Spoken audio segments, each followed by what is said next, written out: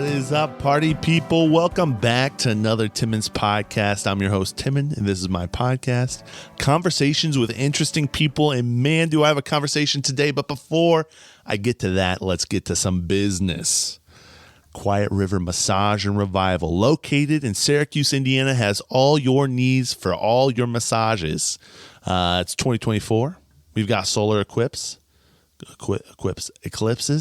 We have volcanoes erupting, I think. We've got cicadas coming. We've got earthquakes happening. That's a lot of stress. And you know what can happen if you have a lot of stress? Bad things. So go visit Jasmine at Quiet River Massage and Revival. She's got 30, 60, 90-minute massages. She does essential oils. She does hot rocks. She got you covered. She's got you guys. And if you have had a massage by her, go ahead and leave her a Google review because that helps her and helps her business and the people looking to get rid of those type of stresses that I just mentioned. When they're Googling, hey, how do I get rid of earthquake stresses, right? Boom, leave a review for her if you've had a massage that helps her out, helps people connect with her, all those great things. Quiet River Massage and Revival, Quiet River on Instagram. I think Quiet River Massage on Instagram. Located links below in the show notes on YouTube as well. And that brings me to this next point. If you guys are on YouTube and you're watching this content, I see you guys. I see you commenting. I see you watching. I see the views. Go ahead and click like. Go ahead and click subscribe. Go ahead and drop a comment if you want. Tell me that I don't know anything about eclipses because that was on one of the past episodes, which is totally true. I had no clue what was going on. That's most of my podcasts. So I thank you so much for commenting. That gets me up in the algo. I'm here for that. I'm here for you. Thank you all. Like, subscribe, follow me on YouTube, leave a review on Apple, Spotify if you want to. I don't care. But enough of that. Let's get to today's guest, and that is Abe. Shout out to Abe. He's been on multiple times. He is the homie. He came through, and man, I'm so glad that he did. We had a great time talking. He's releasing some new music, or has released some new music. So, yeah, why am I spoiling this stuff? Guys, Abe, Medellin. Bye. We're live. Dude, welcome, Abe. Welcome. Cheers. Thanks for having me. Bro, thanks so much for coming on short notice. I texted you yesterday. I said, Abe, what are you doing tomorrow? I need a podcast. I need a podcast right now. I'm here. No, dude, even if you were like, yo, you just want to sit in on a session, I'd sit in. I sit in a chair. I don't know. It's fun. It's fun. Yeah, man. I'm so thankful. You've been on multiple times. I think Yellow Season, like you said, 5 years ago, we talked about it here on this podcast way back in the day, 2019. 2019? Mm-hmm. It happened in here. It happened upstairs, bro. And it happened upstairs too, yeah. So thank you for that opportunity. Bro, dude, thank you for being willing to do it. You know what I mean? To rock all that stuff. So, yeah, bro, thanks for coming over and hanging out. And I'm pumped to just chat about whatever. Oh. Music, for sure. I saw your Instagram post. I was telling you this beforehand, but I saw your Instagram post. I was like, dude, this is fire, obviously. Always fire. I'm thankful, dude. That was literally just snap. Because I don't know. I don't want to like downplay it, but to me it was just like I wanted to just do something on the fly, and right.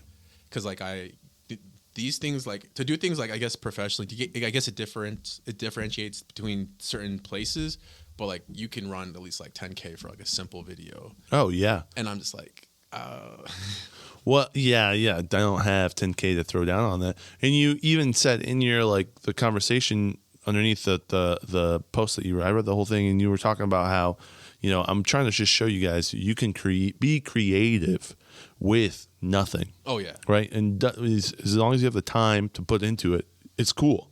And you just did Snapchat for this fight, Snapchat filters, and that's the world we're coming to. You know what I mean? Like that's we were talking about AI, but that's like you can do whatever you want. The mechanics of it, the knowledge, the skill set to run the machine is gone. The machine is just a human like AI thing that you just say, hey, do this, and it does it for you. And I'm not saying that that's what you did, but with Snapchat, like Snapchat is utilizing that stuff, right? And it's like you had the filters, you had the vibes, and you just had to think creatively, how do I want to produce this video? And you did it.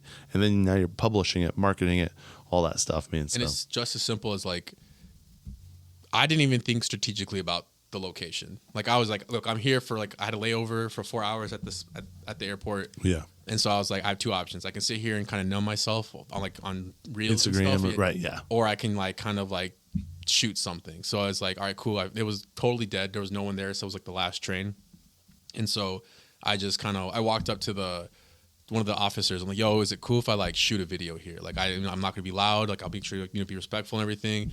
And like, they were like, yeah, sure. We don't really care. Just make sure you don't have anybody or anything like you're posting of like, showing what. The location of it or whatever. Yeah. And so I was just like, all right, terminal. Cool. And so I was like, so then I walked the whole location to look like, okay, what spots do I want? Because I have so much time. Mm-hmm. And so I'm like, all right, this would be a cool spot. This would be a cool spot. So I wasn't thinking about like, oh, what's going to be to tell the most story? Was like, yeah. So then I got so I was like, I wanted it to be simple. Only want 3 shots. But then I was on the train. I'm like, oh, there's barely anybody on the train.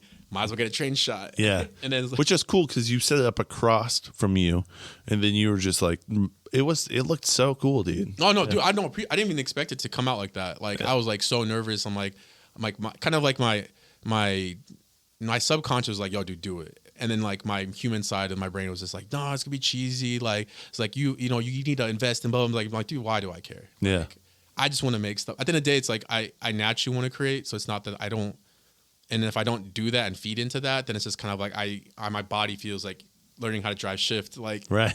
you're stuck between these gears and your car wants to go and it's on the road. So right. You have to go. You either have to shift or yeah. You can drive stick now, which is crazy. Shout out to Timon, bro. That was an experience. I felt bad, man. I threw you right into the fire and said, good luck, have fun, bye. Start of the life. That was literally life. Yeah. And you did well. And my car's still running, so it's all good, bro. The truck is You're like $5K after paying $5K for fixtures. No, it was Dude, it didn't even cost me that much to buy that truck. Isn't that nuts? Is it $500? No, to buy the full trigger was like $4,500, which is, and I've not really put much into it, like barely anything. And shout out to the past owner. Yeah, shout out to the past owner. Also, shout out to just the truck being a freaking tractor instead of a truck body, just real mechanical, old school. But yeah, that was crazy when you. For listeners at home, Abe watched my house for how long? 3 months? Was it? 2 months. Allison and I, this is right after we got married, went to Florida for a while. Just because that's what you do. You just leave and go to Florida. And you were, I think you're still at your parents' house. And so I'm like, do you want to come stay at my house for a minute? And you're like, dude, yeah, bet. And so you watched Joe. Shout out Joe. Which is good too. So got to just get the vibe of having a whole house to yourself and do whatever, drive the truck around. Go to work. Dude, it was, and like also have a space to create freely. I think that was, I set it up on the table and it was just kind of like an open space. And, which like, I don't know, like I learned a lot because I still felt like I was still ignorant and I was able to get a lot of that out. And then moving forward, it's just kind of like having that taste was enough to be like, okay, cool. I want to piece this like better. Yeah. And just kind of like in one sense of what it meant to even have something. I don't know, like in a sense of like something have. I don't know, like my bad. No, it was sacred enough for me because like the lighting was fire. Yeah. And all the stuff, but also like kind of like the combination of like, okay, cool. No one's telling me to wake up. No one's telling me blah blah blah. And then it's just kind of like I can not do stuff, but all I want to do is keep creating. And I created some crazy stuff here. Really? Yeah. Yeah. I think so I have a song. I didn't send it to you on this one, but like a song called the Swinger Song, only because it's in 3/4. It's not okay. Oh, yeah. And so what'd you do in my house? I got a black. Yeah, I think Black J told me I need to get a black light after you left. Yeah. It just. But what's it called? Shout out Black J, bro. Yeah, he's a bro. He was on my list. Yeah, I mean, he's the man. I think it was his birthday a day or two ago. Dang. Yeah. So everyone's coming up. March Boys. March Boys coming in. Mm-hmm. and so is so I made that song, and that song is like now 2 or 3 years old, and still to this day it's my best song. Really? Yeah. And I haven't recorded it. Really? I play it live, and everyone's like, "Yo, this is crazy." No way! But you created it. That's crazy. But you haven't recorded it. Wow. Not yet. There's a time place. Will you like refine it every time you play it live? Do you refine it a little bit here, a little bit there, kind of, or is it still being in the process of being molded, or do you have it? Like, would you say 95% of it's done, and every time you play it, a little bit more gets a little bit finer here, and you mess the edge up here a little bit, so it's a little bit more this way or that way. No, that's perfectly said. Yeah, because 95%, it's like it's all feeling and it's like the storytelling and me being able to tap into that state of mind every single time.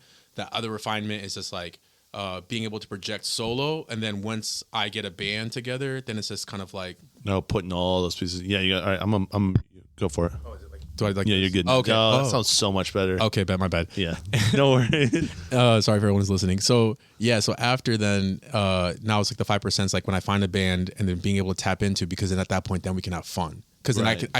I can make it longer, and I can also like let loose more. Yeah, and pull what you want to out of it, right? Yeah. Is it tough playing solo? Like, because you probably have a vision of what you want, and when you're creating, when you create something digitally, you can play this part, you can do the drums, you can do this, you can do all those different pieces. But then when you play live, it's a one-man show. It is. I haven't invested, and I don't think I will until like, because there's some people who do like Ableton Live or like have other machinery that like they'll program into it. Right. Right. I probably won't. That's just not where like my gut feeling is going into. So it's mainly just I'm heavily tripling down on like just performance. So I have to give one hell of a performance where it's like I have to be so lost into what I'm doing. So it's just like I'm giving as much as I can. Yeah. And so like what's best is like, I guess that works out with that is that like I have like 2 or 3, maybe 4 versions of one song. So the recorded version is one.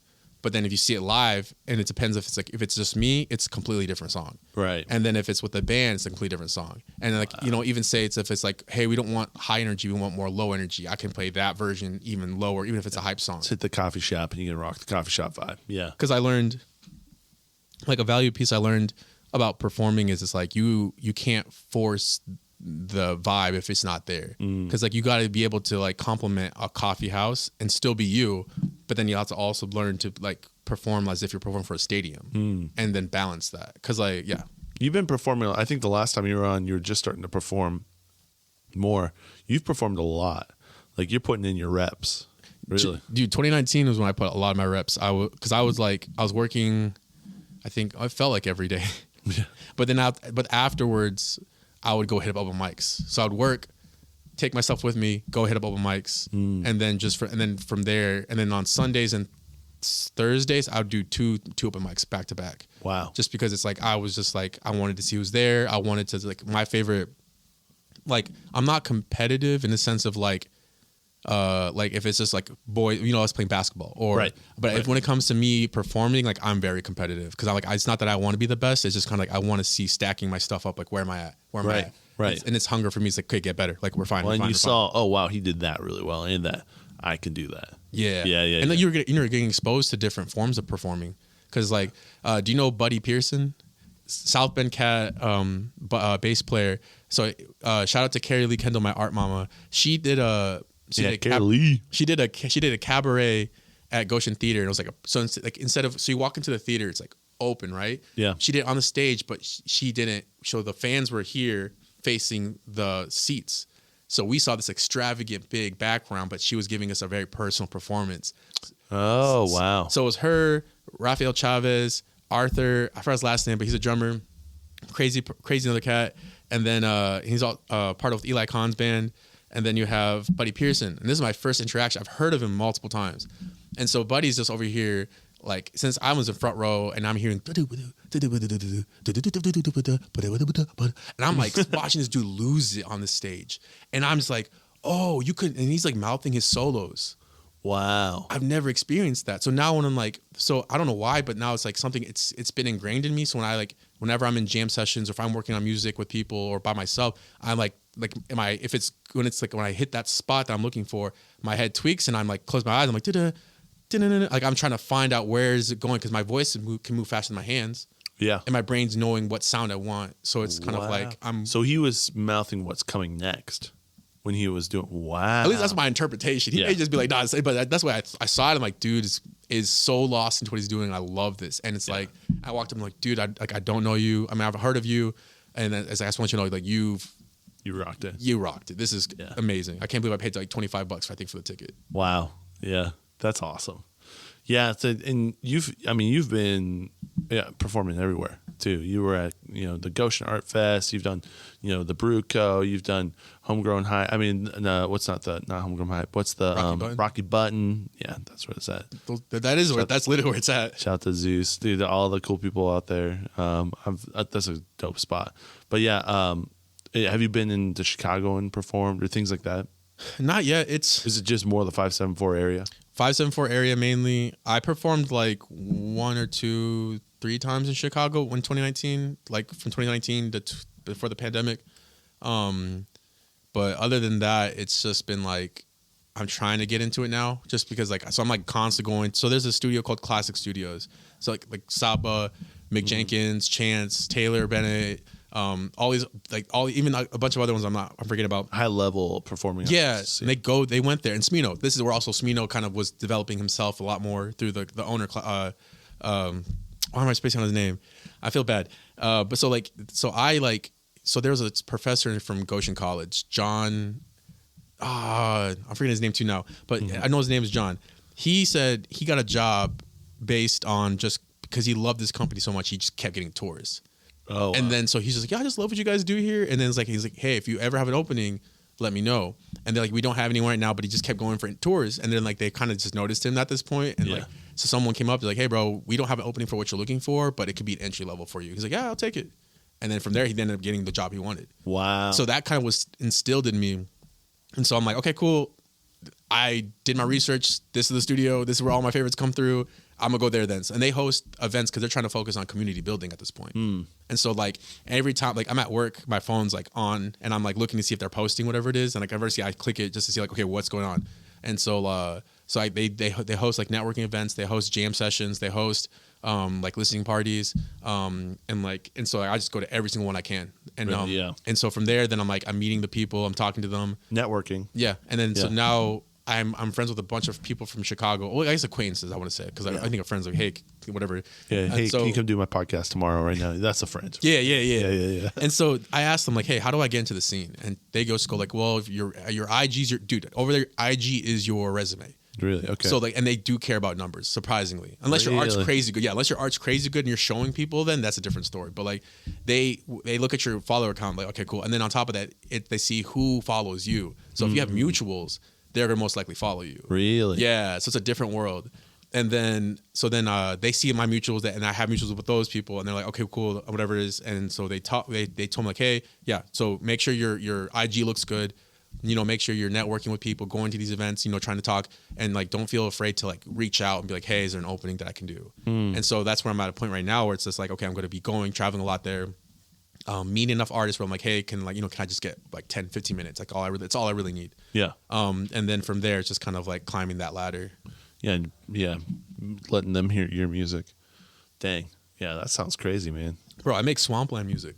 What's swampland? Dude, 574 only. Because Goshen is on swampland. Yeah. And so like my whole thing now is like I make swampland music. I'm from the swampland. So it's like I was born in Berlin, Illinois. But I'm just like, you're born in Berlin, Illinois? Berwyn, yeah. Illinois. Okay. Berwyn. Okay. It's like a couple minutes from I think from like Little Village. Yeah. Okay. And so it's just like, sorry, I thought you said Berlin, Ohio. I'm like, I know that place. Surprise. Yeah. Surprise. Okay. Yeah. So it's like so I just use that as like my little like tagline. Yeah. That's the hook, bro. To like swampland music. I mean, they probably do the same thing I just did. And I'm from the swamps, bro. Exactly. I eat gator, dog. I hate gator. We should do it. I'm surprised we don't have gators here. Yeah. No, it's cool. It's cool. I braid my beard, bro, from the swamp, dog. I wear cutoffs. Yeah. Cutoffs, cowboy boots, jorts. Yeah. Jeans only. Jeans only, baby. Shirt and pants. And my boots are jeans. And my hat as well. Actually, I eat jeans for my socks. Jeans, dog. Yeah. With a Canadian, what's it called? Tuxedo. Yeah, yeah, exactly. So that's your swampland music. Do people vibe with that a bit? Or? Dude, they do. Yeah, I was surprised. There was like this listening party, and it was like Classics has like multiple studios. I think 2, 3. I think the third one might be private.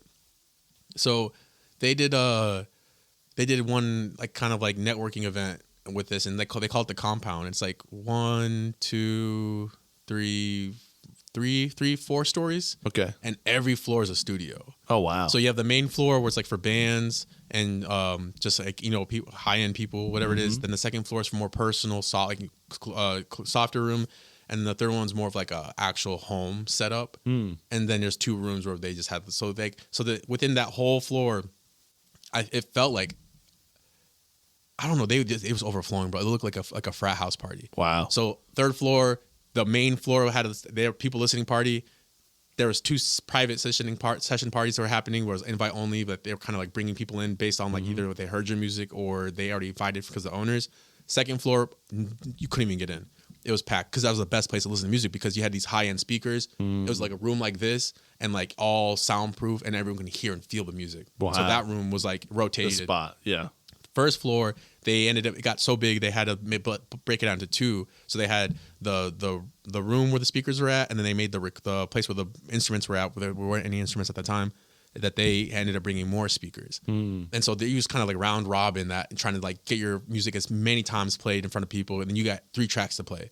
I was nervous because I didn't have anything really to show, even though I've done like so much, and but it's like high quality stuff. Yeah. So I had one song that I paid for to get professionally recorded through Cole from like Classics, and then I had 2 other tracks where I'm like I felt that had the feelings, but I didn't know how they were to come across in these speakers. So I kind of found a group. We kind of like rotated. We kind of moved together to kind of get ourselves into these positions and organize a line. Yeah. And then I played, the first time I played it, there was barely anybody there, and it was just silence. I'm like, oh man, I fucking missed. Like, yeah. And I felt bad, but then we all kind of then migrated to the top floor because we can get in the 2nd floor. 2nd floor packed out. I mean, the 3rd floor was like packed out. So we organized the line, move. 2 artists budged us because they knew the owners of the studio. But I mean, totally, I'm not saying, I totally get it. Yeah. But their music slapped. It was crazy. Like, man. It was Harry, and I forget the other guy's name, but they had red hair. But they came in as characters, bro. They are something else. Yeah. So then so he played their music, blew everyone's mind, and then we kind of continued our line, and then I went up and played my music, and then it was like silent, and it was just kind of like. So like I kind of lost it in the sense like I was able to hear myself, and I was like, oh, this is so good. So I'm just like enjoying and bobbing, and then it's just kind of like at the end of it, it's like everyone clapped, and it was just so there was clapping, it was silence, and like, yo, that was definitely different. Oh, wow, okay. And so that's why I'm like, okay, cool. The Swamplands has something now. So it's like, so to me, it's just kind of like I want to keep that going and kind of keep like, hey, these are what's going on, because you do have like right now music is so diverse, and also you have, and so like just some things are so far ahead that some people haven't listened to yet or haven't migrated into like finding their own version of that. So there is a lot of like there was like a lot of similar taste music where that's where the competition is. Oh yeah, because it's like, okay, cool, like then it's like either bar for bar, or it's like what beats are the craziest, and right? Stuff like that. They're all doing, let's say, trap. So everyone's doing trap at that point. But now you're like, wait, not that they were, but what I mean, you guys were, or your music was just Swamplands, bro. Yeah, only Swamplands, Americana folk, and that's why they're like, that's different. Yeah. Dang. No, it was an experience, and it's like I just do my best to like. Did you do the other rooms? I was not able to do the second one. Okay. I tried so many times. I promise. I showed every time the bouncer like, yo, bro, I'm sorry, we're full. I'm like, but like I did. I went to the first one. I went to the second room, the first floor. Then I went to the 3rd floor, and I played that one. And then, so I was able to hit all of those ones. Yeah. And so the 3rd time I played, it was kind of way more hectic because it was a bigger room and the speakers were really huge. Yeah. And so I was able to play it there, and it was the same reaction a little bit, but also because it's like you kind of had a radius. Like those who were closer to the speaker heard it. Yeah. The more further out, it was hard because it was dampened by so many bodies. Right. So they didn't really get the full vibe of it. Yeah. But it was nice to be able to like share. There was another event they did. That's the fire, dude. You were in the fire. Yeah. Just because something I've learned from like all of January I did this year was travel to Chicago every year. I mean, every single day. For every weekend, that's all I did. Wow. And it's like, it put me in a financial situation. But to me, it was worth it because I was like, no one's moving in the winter. Right. Everyone's like, oh, it's too cold. Blah, blah, blah. Dude, screw it. I'm going to move as much as I can. Yeah. And so I went to a list. There was like not a listing party. They hosted an event for Venice Music, which is like you pay like a subscription real quick, but they help you and kind of help you build your stuff. Mm-hmm. It is pretty pricey, but like they say they have the resources to help you. So after that, they had like you can show your music to like her or like who they were there. Yeah. The owner was there. Chris was there. That's his name, Chris Classic. Chris was there, and then a bunch of like other people who worked there and some interns. And so this girl went up because she was asking really good questions, and then she played her music, and then they're like, hey, who's next? No one offered. It's like, well, I was like, screw it, I'll go. So then I went in and I played the song again, like that one that Cole mixed. I played the new 45 song that's last, and then I played the Bruised Fruits.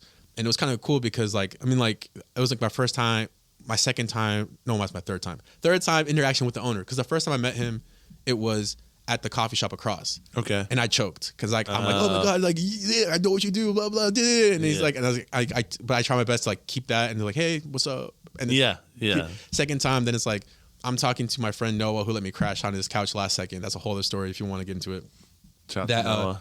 And then, for real, shout out to the second time because he's housing me again for this Thursday's jam because no one else in the group chat wanted to house me. Thanks, Noah. And then, so then he, what is it? So the owner was there, and then so he saw that me and Noah knew each other. So it's kind of like, okay, cool. Like, and then he saw me kind of get there earlier as well. So it's like, okay, 2 times. Third time he was in the room, and then he listens. He's like, oh, dude, is this you? I'm like, yeah. It's like, dude, this is really good. I was like, dang, cool. That's cool. So that it's not that I'm like seeking validation, but it's cool knowing that like. It's grabbing the repetition, the work in it, yeah. And that's like to me, it's like okay, cool. Like I'm glad that I, like by the like a time in my life, like 2-3 years ago, I made something, and then I made something that was mixed by one of his engineers. That I made that song a week before going there because I was like I had no new material, and I wanted something that kind of like pushed a little bit, and so yeah, that was it. And then and I showed a song that was 2 or 3 years old. Wow. Which was the song that you made right before you went in? I know. Yeah. Thing. Can we play Bruised Fruits, or at least because we can start with I know because that was actually brought up so many times. Okay, let's do it. This song I consider like if you can, I tell the average listener if you can make it to the end, that's the money maker right there. Yeah. The beginning is kind of more of like if you just like smooth music. Yeah, but the end's where it's at. That's where the money's at. Can I ask you to give me one of those? Yes, sir. Yeah, bet. I'm gonna play this if that's cool. Yeah, you're good.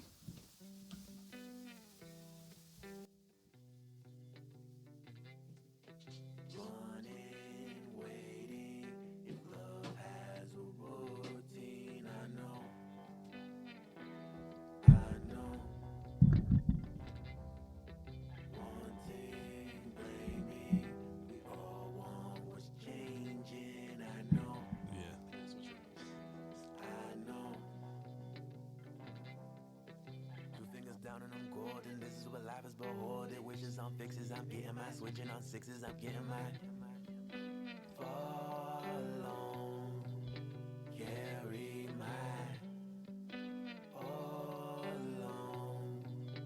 Here am I running, waiting. If love has a routine, I know.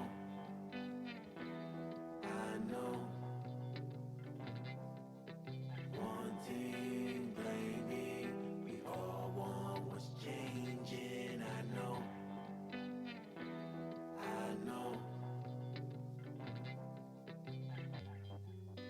Trickling the day, how do you do? Outline the moon, you're in my hoping to last lessons. I've been building blessings, this is where I'll go and find myself away. Knowing that the sections I ain't never letting, I would rather go and send it all away. Fall on, carry my all alone.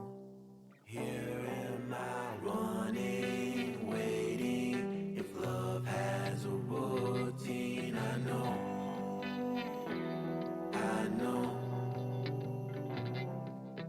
Wanting, blaming, we all want what's changing, I know.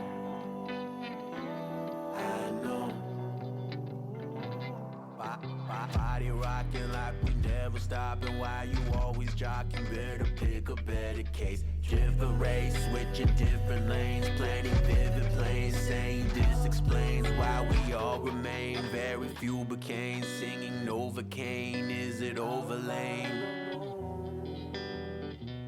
Yeah, that slaps. If you can make it to the end. The kick at the end, yeah, just Cole likes to rattle speakers, bro. Really? Yeah. He wants to go hard, huh? Yeah. That's cool. So you made that like right before you Like right before you rocked in, huh? Yeah, like I ordered, like I bought, like what was it? It's like my boss came into me. Shout out Joe Mel. My boss. Shout out to Joe Mel, dude. He came to me. He's like, "Yo, I got you a bonus for the end of the year." And I was like, "Okay, with this bonus," I was like, "Screw it. I'm gonna literally try and see what this does." And so I took that money and invested it in the studio time. And so I did that. And then I'm like, I did it ahead of time, but I never had the song ready. And so I was freaking out. I was like, I need a song. So I was like, I think there was only 2 days that I made one song, and that was one of them. And wow. So just like, yeah, that's so cool. Yeah, that's awesome. Yeah, dude, that's beautiful. That's a beautiful thing. And you kind of one of the reasons why I want to pull up Bruised Fruit. Maybe we don't have to, but that's when I saw that Instagram post. I saw that you at that time.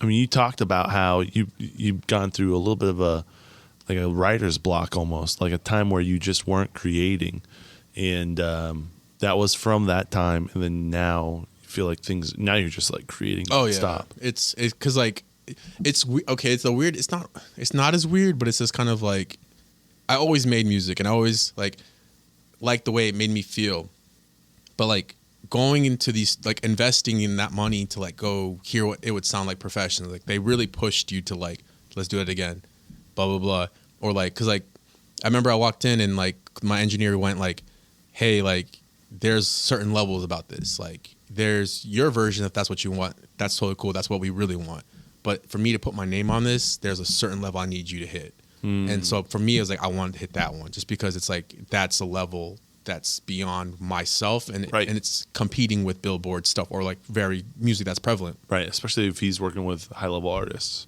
And so I was just kind of like, okay, I'm gonna really dial in, and it's a different world to record in the studio. I'm so used to a home studio, and so it's just kind of like I literally couldn't feel. I had to like really shut everything down. Like I was separate from the engineer.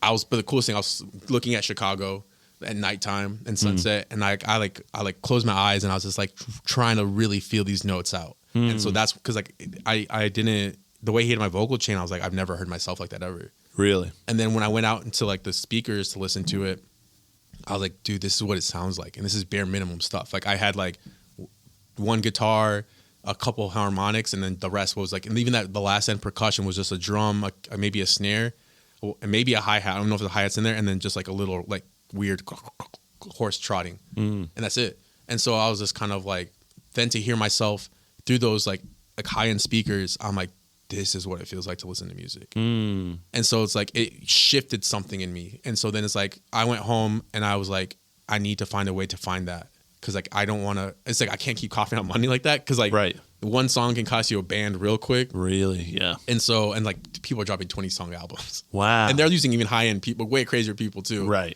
And they're renting studios out for days. And so I was like, is it per hour? Is that what it's per hour? Yeah, it was per hour. It's like $380 for 4 hours, or like 4 for like. So it was like I was just kind of. So you came in, you took your block, and you're like, I gotta get this done in this time. I originally had just 1 hour or 2 hours, and like I was assigned another engineer called Jimmy Park, and he was working with like, but he had to switch last second because he had to go on tour with another artist to do their sound, and so Jimmy told him like, look, like if you're getting this minimal hours, like I need you to come prepared. I didn't even know what prepared meant. I thought prepared meant like we're gonna you put me in a loop, I'm gonna try and get it right. But no, the energy shifts when you're there, unless you can feel comfortable, you can afford to be comfortable there. Yeah. So it's like me and the engineer kind of felt pressed at some point, because it's like the time was running out. I had to like redo some parts, whatever it is, because like it didn't come out clear. And I was just kind of like, oh man, like I normally can knock this out in like 30 minutes at home, but like here it's so different. And so what I learned to like emulate that kind of experience with my own setup is that I would put like a limiter onto my master bus. It's like what affects all the sounds, and I just crank that. So like I'm kind of going into the red, whatever it is, but that's because I want to feel it so bad. Really? And once you feel it, dog, it's like you can't go back, because it's like, because at that point it's like it's like kind of like you can, I don't know, it's you feel it. And it's just like from there on out, that switched how like these others, like besides Bruised Fruit, the other ones, like that was all that same cranking it out to feel it out, because then my brain is just like activated. Wow. And then like endless ideas of like, oh, okay, we can take it here. Okay, I feel this. Okay, what are we doing here? Blah, blah, blah. And it's just like locked in. And it's just kind of Wow. like, it's And that was from that studio time. just one day. That was one the day. switch. Yeah. Wow. And so like I remember I called Ricky. I'm like, dude, like my biggest thing I can tell any artist, and they're not gonna like to hear it. If you can save up money to go to a legit studio, like do your research, look who they're working with, blah blah blah. And don't get me wrong, Right. it's not to knock out other studios like that, Right. but like go feel what it sounds like to do one song of yours and use that one song. That's what you sound like that. Try to chase that Wow. because like reverse engineering. Right. Right.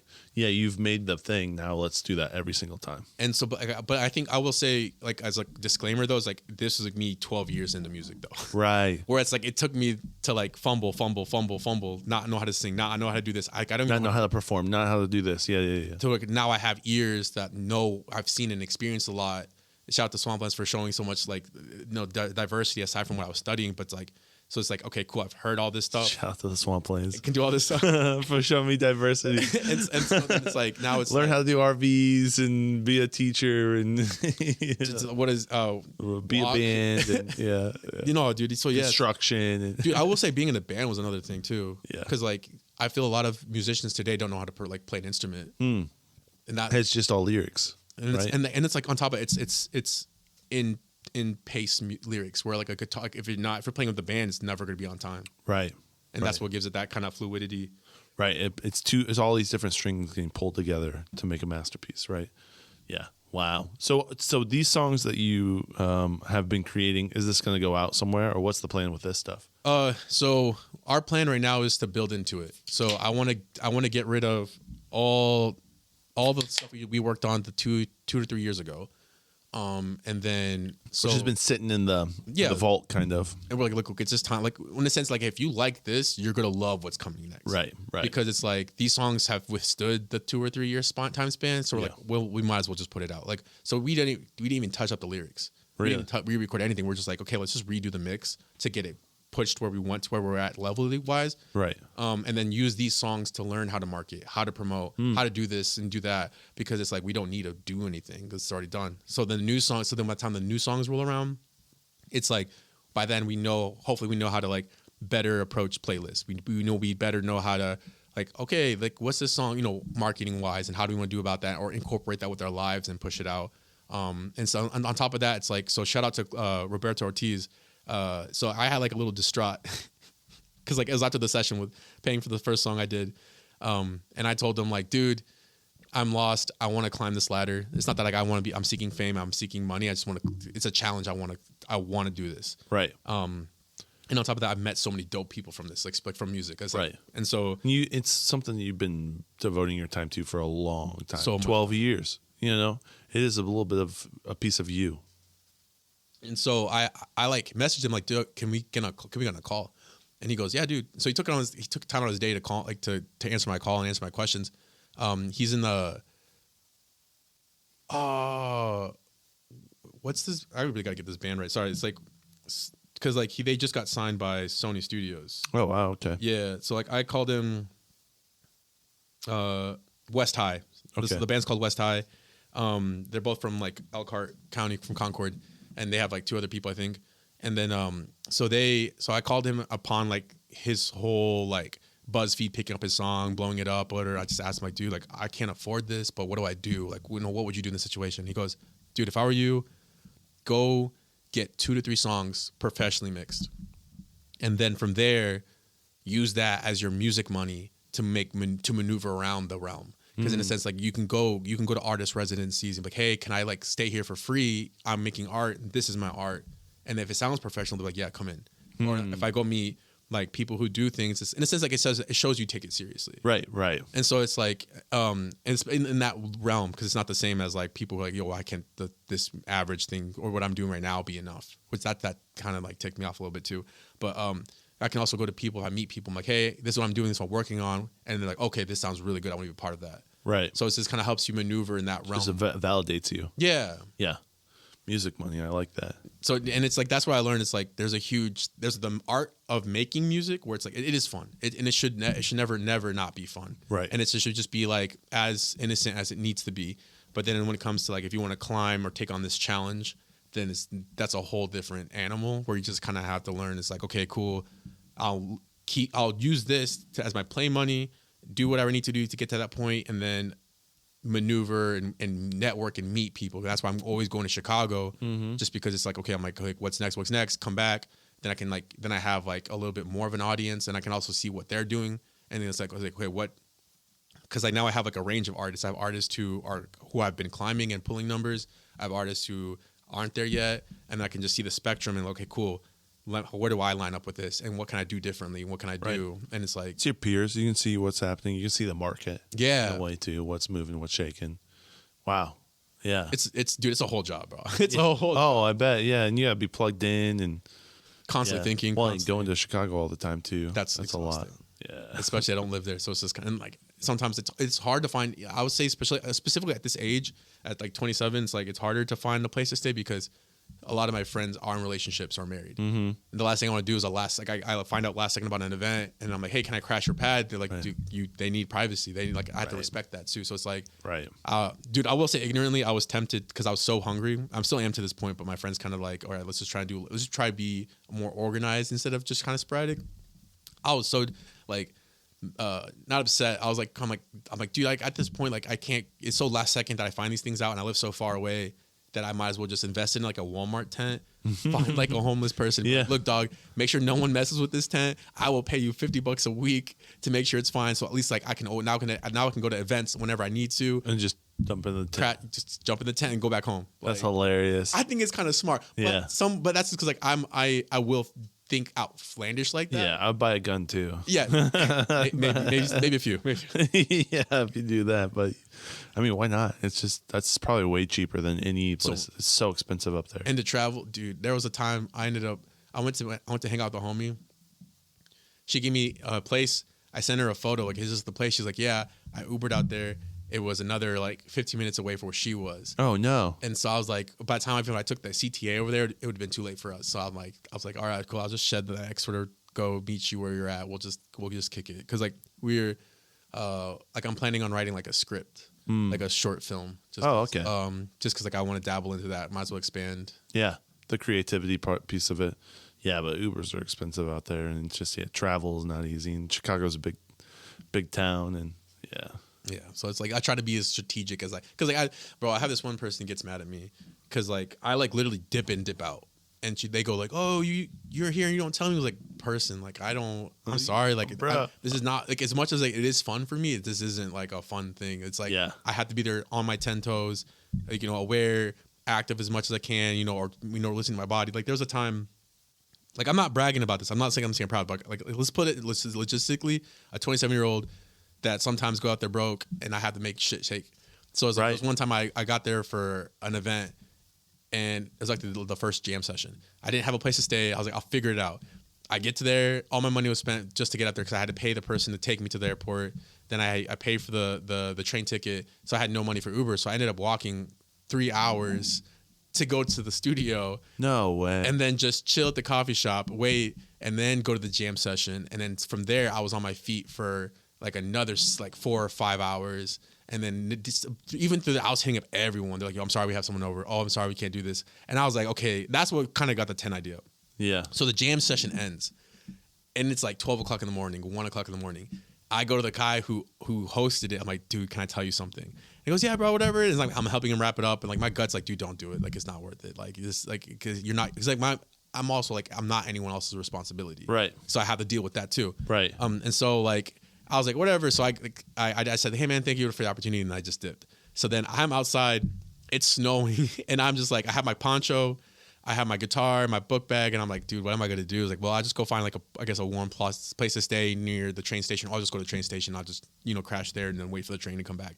And so there's this kid and he walks over and now he was playing piano. I was like kind of coordinating like the song we were making. And he goes, oh, you waiting for your Uber? And I was like, dude, can I be honest with you? And he's like, yeah, like you're not my responsibility, but I don't know where I'm going to stay. And he's like thinking. I'm like, dude, stop. Like, it's okay. Like, you're not your responsibility. Like, this is what I did to myself and it's totally okay.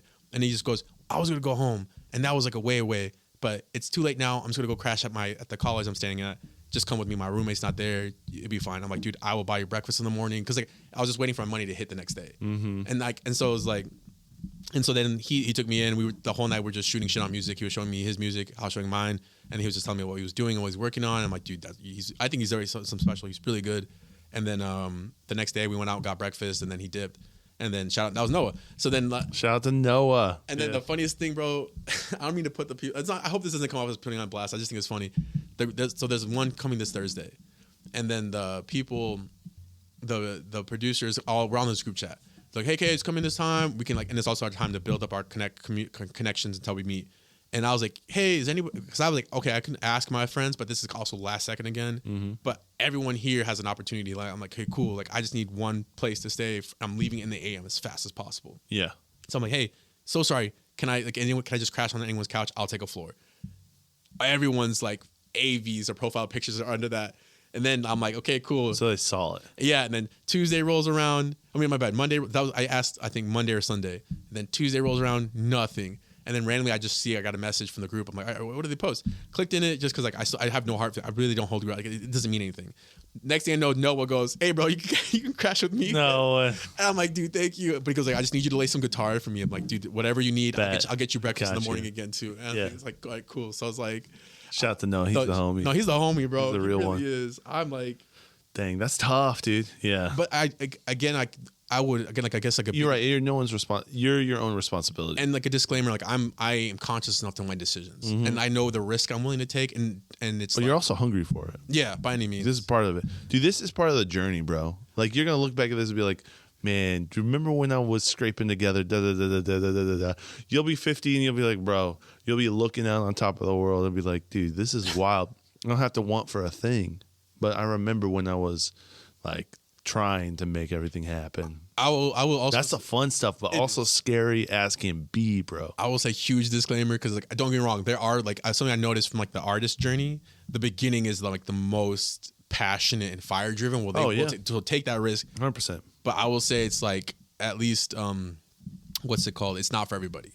Right. Because unless you know that's I'm willing to take these risks because I just know like okay there's something there. I just got to see where this goes. Right. Where like sometimes someone else will be like oh yeah because like you have people who like start music, invest all this money in this expensive equipment, but they didn't start with bare nothing. Right. And so it's like now they have a bunch of stuff. They wasted a bunch of money and now they sell it. So like not even no one else can enjoy it. So it's like a lot of people do that though. That's in every single sector of everything. I mean, it's just people are.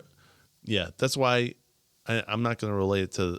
I will. Like it's like the podcast, bro. I'm doing it because I enjoy doing the podcast. It's not about like being having the nicest equipment, doing all this stuff, having the best clips. It's like I want to have conversations, document it, blah blah blah blah.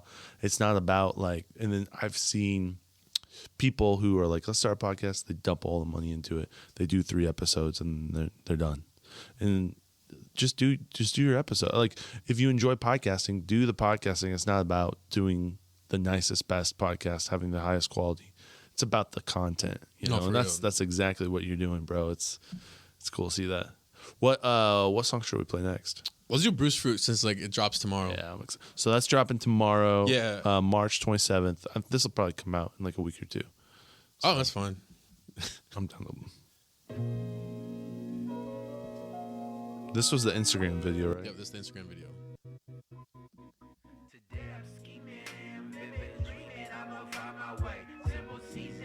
Got my reasons, what else may one say? All along the line, I'm feeling fine, this feels amazing now. Calling on a smile, I'm seeing signs. If you can't handle better, shove it, send a love it. Busy riding, Haley's coming, I hear it coming. Solving riddles on the side, I cannot lie. If you've been watching, keep your eyes up on the prize. Checking all the doves that cry.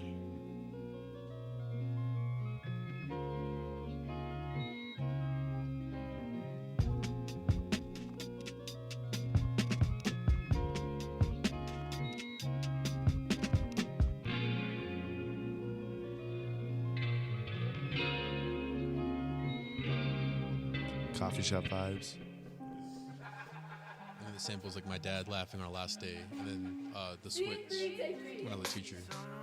Yeah, it's like at the beginning and end of something. Wow. I can't call it all the day shall know, and I cannot figure it Shallow ranks, I'm feeling like Tyra Banks and it's gold, and knowing that I'm still stuck in Goshen. Poke a hole up in the raft, I'm drowning in the ocean. But here's a potion for your bitch ass. Got me on the spells, got your attention like a bitch ass. Saying hey baby, I'm slowly clapping for the wrong reasons. Know that we need seasons, that's why we be leaving, right? You don't have to see, I see.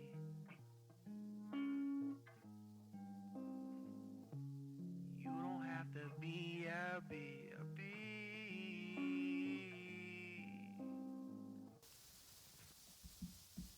Nice. Yeah. Yeah. So like the sample was transitioning. It was like my dad's last day, because like I was like out of the workforce for like when the pandemic hit, and then randomly that year, like, and I ran into like health issues, and then he's like, "Yo, just come work with me," because I was feeling better. I didn't know where to go for a job, and I knew that even during the pandemic, they were still up and running, which I should have. I honestly, if I had to do one thing over, I would have just went and worked with him that whole time. Really? Yeah. Yeah. And so then worked with him, and so he's like, "Yo, come work with me at shipping," and I was just like, I didn't want to, because I need you to have your space. I want my space a little bit more. So I worked I would do boxing. So we put the cabinets and we put the shipping stuff on them and send them over. And so when we finished our line, shipping would still be working. So then I would just walk over there and I'd help them, and then then from there I got to like experience my dad for the first time, because like growing up I never really was close with him, because he was always working and I was at school and then sports. So then like when I was home, he was gone at work, and then by the time on the weekend happened, like I was out with friends and he was at home sleeping or doing whatever it was. So like, we never. Right. It's always a miss. Right. So ships in the night. Yeah. Yeah. And so it's like, so this is my first time like hearing him joke and like have fun. And his like, personality, who he is. And it was so strange, because it's like, it felt foreign, because it's kind of like, dude, like you're so quiet at home. Like, oh, you're making jokes with this. And it's like, this is your freedom. And it's like, and so it's this kind of, there's nothing wrong with it, but it's just kind of like so strange from seeing someone who's at home, quiet, watching movies. And then it's just kind of like, now you're seeing them filled with life. And then like everyone in the whole plant. And it was so even stranger, because everyone knew I was this kid. And they're like, dude, your dad is a hard worker. And they're like, yo, that dude was like, he ran laps around everything. And like, even the job he does, like, they can't hire someone to do it because they don't last. Wow. So he's like, I've witnessed the worst job and running laps on people. And like, and so I've seen him like fill these trucks by himself and like barely have any help. And like, I did what I could as best I could. But it was just kind of like, I don't know. It was just really interesting. I mean, he always tried to like, not baby me, but he's always like, hey, like, go do this instead of this. And I'm like, nah, it's cool. Like I'm fine doing this. He's like, nah, that's cool. That's just whatever it is. Like I didn't argue. I was like, okay, cool. And then he let me like randomly with tech. So I was like, a time I started collecting stickers, and I would like take photos of the stickers I saw on any art that I saw inside the building. And that's kind of like, so that's kind of my start of like, okay, Instagram art. And then, yeah, one day I was just like, my gut's like, I can't do this. This isn't for me. I need something a little bit more, and I need my own space too. So like the last day hit, and it was like, it was dead silent. It was me and him. And then, I don't know, it just really hit me, because like I used to, it's not that I wanted to be impactful, because it wasn't, but yet it was the most gut wrenching feeling ever. Because it's like, this is kind of like, might be the last time I'll ever hear my dad laugh. Like, wow. So it's just kind of like, because even at home, like we how'd you capture it? You just had it recording? Yeah, I was just like walking, and then like I just felt like my gut was there, and I was just like, I just hit record as authentically as I could, and then from there I just stopped, because it's like the last. No, dude, I didn't even catch it. It's my dad's laugh that's in the song. I didn't even catch it. Sorry, I do stuff so subconsciously that I forget. Yeah. And so then from there, then I went and I jumped into a job. What was it? I jumped into the teacher job, right? Alliance. I worked as an electrician. Oh. But then from there, what is it? Then I went to teaching. So it was like the ending of like my first job to the ending where I kind of started living. And it was like, I kind of like learned like from like, teaching the classes, like the students, like, I'm like, oh, this job's so cool. Like they'll have their own attitudes, their own stuff. And I just want to provide a safe space for them to kind of like, be and teach them kind of like what videography can be, instead of just being like, do it right way. I'm just like, just make stuff. Like, be creative. Yeah. Like, cause you'll learn how to do it right when you need to. Right. And so like You'll teach yourself. Yeah. Yeah. As long as you want the passion for it. You'll fumble into it. And so, Right. so like then for because we didn't have really good equipment.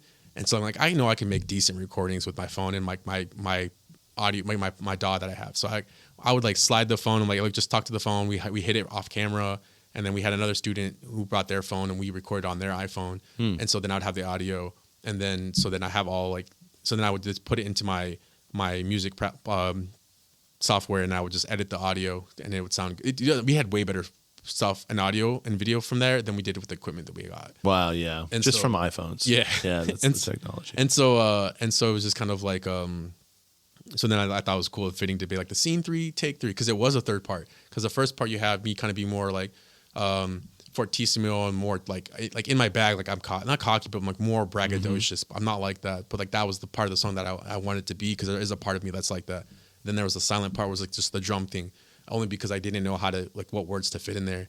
And so I was like, well, I don't know what to do. Like, we'll just leave it as it is. It's just a nice little. And then you have the third part with the guitar sneaks in, and then for her to say scene 3, take 3, it's like then it's like kind of me just okay, cool. Like You've put that part. You've done 1, 2. Now let's just like wrap it up, Yeah. because like I'm like we went from braggadocious to now it's like, okay, where am I at? And it's just like I start off with this like the most corniest line ever, where it's like the Shabo ranks, I'm feeling like Tyra Banks, but it's like I took something that's now outdated, just because it's like I took a moment that a lot of like, in a sense, I dated myself. Like, hey, I'm from this kind of era, and so like people from that time will know, and if they don't, they don't. But then I kind of throw in a word I think that goes through everyone's head. It's like I feel like Tyra Banks, because like this is like this girl who like climbed the model sphere, like from nothing to something, had her own TV show, blah blah. But then she just had like a breakdown. Yeah. And then she just kind of dipped. And so she's gone. So I was kind of like, yo, I kind of like, here's where I am at, how old I am and how, dated I am. And then went from this fortissimo thing. And I feel like a person who just like climbed somewhere, but then now I feel like I lost everything. And then it's just like, I kind of write it out. It's like, well, this is reality. And so it's like the guitar kind of helps me melodically like close that. Do you feel like in your life too, you had a little bit of a mental breakdown as well? Yeah. I had a quarter life crisis. I after that, I feel like I'm not gonna say I'm better prepared for stuff. Was that 2020? Would you say? Yeah, it was, because like I don't mean it in a bad way. I just kind of surrounded myself with a bunch of people that we never took time to get to know each other. And I think from there, then it's just like when adversity hits, I think that's like, dude, if I ever dated someone, I'm like, look, how do you handle adversity? Because I need to know, because then I know how to like maneuver with that, or if I don't want to be with that. Right. But so it's like gonna happen. So like stuff hit the fan. Everyone handled diversity different. And I just kind of like was getting told different things from different people. Like, because I was multiple groups, it wasn't just people. It was like, okay, one group of here, one group of there, one group there, and they're like, hey, you can't do this. Another group is like, hey, if you do that, that's kind of goes against policy and goes against like what the police, like the whole BLM thing. And then another group was like, okay, you're just kind of spearheading BLM. Yeah, they're like you're the poster child, basically. I didn't not know what's going on. And this person goes like, and this another group's like, you told us that you were going to do this, and I'm like, I don't want to now, because it's like I'm learning so much how to do it correctly. We're not doing it correctly, and I want to do it correctly because I've seen what it looks like not to do it correctly. And so then I had to just back out, and so I just resigned. I'm like, hey guys, taking my spot. This is not it for me anymore. And then from there, it's like it shambled, and it's like then I just felt like I'm like, I should have. That's why I'm like, I should just went with work with my dad, because like I took this time and I was able to lead, quote unquote, and then in the sense of like, I felt like it wasn't my calling to do that. I just did it because like my genuine, the swell was there. Yeah, and this is also like I want to do the right thing. Yeah. Like, and I as much as I can do. So it's just kind of like that. It ended up being like.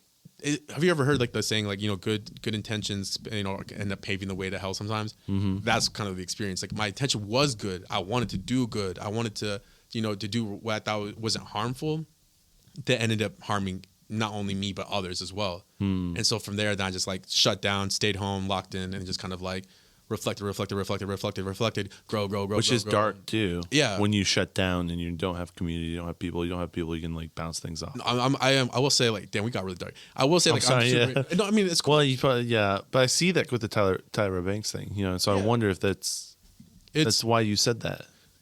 Yeah. No, a lot of stuff I like to say is like I want to be able to perform authentically, but also like not let the listener know because it's not their job. It's like I want it to also be like you can find your own way about this. Right, too. you plug into what you feel about. Yeah. I did some research recently on Steely Dan. Okay, I don't know. Old group I think from the 70s, and they did a lot of their music was kind of mocking that era's music. Okay. And so, but they were crazy good writers. So they have but they also kind of did what I'm doing now. Even though I did it subconsciously, I'm learning that, there's people who did it consciously. And so they kind of like described like, all this like fast lifestyle things so subliminally well, it came off as a G-rated song. Oh, wow. And the song slap. So it's like they get radio play, they perform, and they're able to like have conversations with people about these things. So it's kind of like, that's how like my approach is kind of now. Just because it's like I want to be able to be played anywhere and play anywhere, even though I can make explicit and non-explicit versions. But I don't know, but why do that? That's not the authentic piece. Yeah, and I don't. And so it's just kind of like that's an art too. Just put yourself in that box, dog. Yeah, it's like and make it not sound corny. Mm-hmm. That's another thing. But it's what is it? So it helps me stay true to what I'm going to do and what I want to say, and then it's like. I don't even have to tell you what I'm saying because it's like it's so abstract that when you listen to it, words and certain things will stick out to you, and your subconscious will like, hey, this is what we feel like, or this is what this sounds good to us, and so that I can keep maneuvering. Yeah, I resonate with the bass, but then also I put my own remix on top of it. Right? I'm like, oh man, that means this to me here and here and here. Yeah. There's so many songs that are misinterpreted. Oh yeah. So it's like easy. That's proof. That's like okay, like it's to make something goes beyond and expands beyond the creator itself. Like so it's dope. It's crazy. I've been on this learning about music and where they sample stuff from. I'm like, they didn't really. I don't know if you've seen this guy on. I don't know if he's on TikTok or Instagram or whatever, but it's just a dude. And he'll play the song, and it's like it. And then the next song is this one, and it's like 40 years behind it, but it's the same exact song. I'm like, no one's having. These people aren't having like they're taking it, but they're just remixing it. They're remixing on top of remixing on top of remixing. So I think the one I was looking, I think Dr. Dre and like all of his chronic stuff is all from the 70s.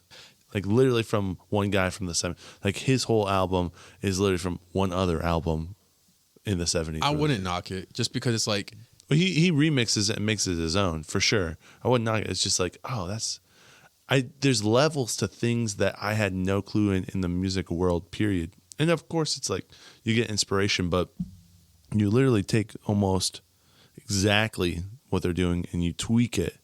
And you're like, this is now mine. I'm like, whoa, that's crazy that I thought a lot of this stuff was just like brand new created. No, it's been cultivated for a while. I don't think that's how because if you think about it, it's like I think over time and time and time it gets refined. Mm-hmm. And on top of that, it's like, if a song's a hit, it withstands time. Yeah. And so like and I think that's like another thing, a piece of inspiration is like, if you're making something. Yeah, because he made it a hit. Yeah. Dr. Dre made it a hit. The guy before, I don't know, but it wasn't as big as Dr. Dre. And you know what I mean? And what's it called? Like Jimi Hendrix toured, before he even started making his own music, he toured performing covers because the way he played was different. Yeah. So it's like, and that's a formula that I think is very true. Just because it's like, I think it's through, what was it? I like submitted my music for like a review one time. Mm-hmm. And was it Tiny Desk or something else? No, it was some dude. He's out in LA. He had like 40,000 followers. And it was on Discord. And I was like, all right, cool, I'll just submit it. And I'm on this group chat with a bunch of artists from Chicago. And so he's on there. He's like, hey, I'm reviewing music if anyone wants to come. I went a little bit earlier and they played my song. And he goes, hey, I'm getting this, and this vibes. I would recommend, what would help you improve is go listen to what they're doing for these times, like the times that nothing's happening, and see what they're doing and see if you can implement your own way of it, as well as do covers of those songs, because then you learn how, what it feels like to do something like that. Gotcha. It's like reverse engineering. Yeah. Because like, I don't think I'm doing anything new.